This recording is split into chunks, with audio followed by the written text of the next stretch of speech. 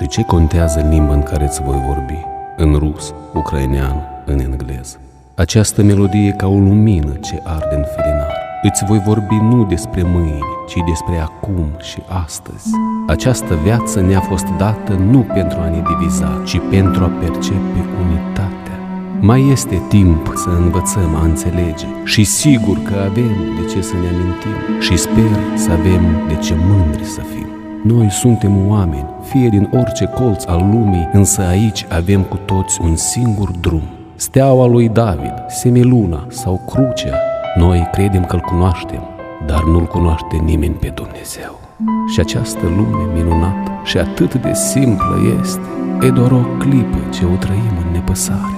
Te rog, nu te mișca, așteaptă, ascultă muzica, eternitatea cântă.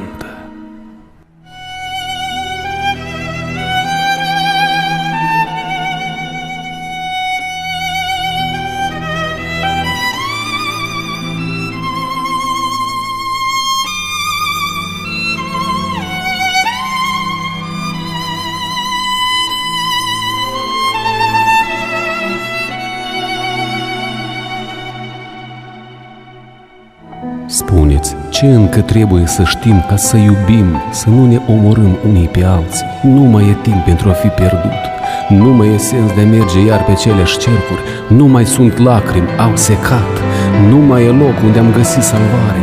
N-avem motiv de a ne trăda identitatea, pierzând ale înălțării aripi.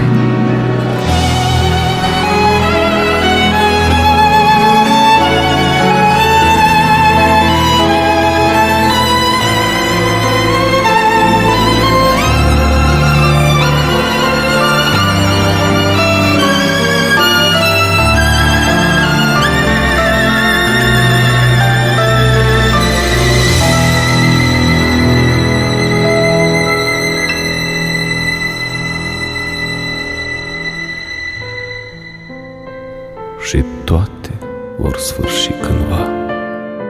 Necunoscut e timpul, data, ora.